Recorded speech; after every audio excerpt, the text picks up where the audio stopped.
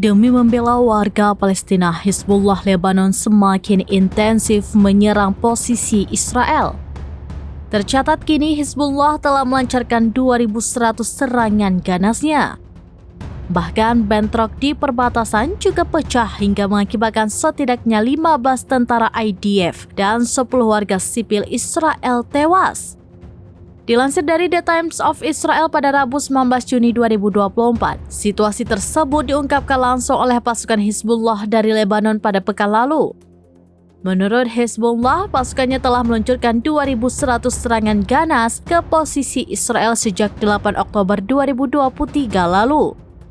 Bentrokan juga dilaporkan terjadi nyaris setiap hari.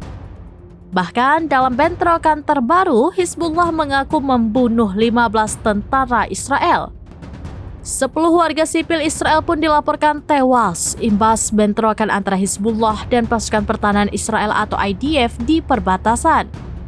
Terkait hal ini, Hizbullah menekankan bahwa rentetan serangannya itu sebagai bentuk dukungannya terhadap warga Palestina.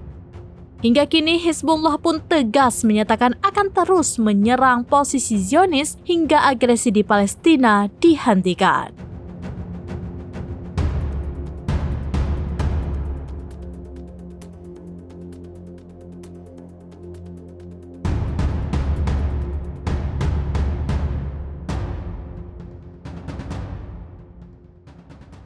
Download Tribun X sekarang, menghadirkan lokal menjadi Indonesia.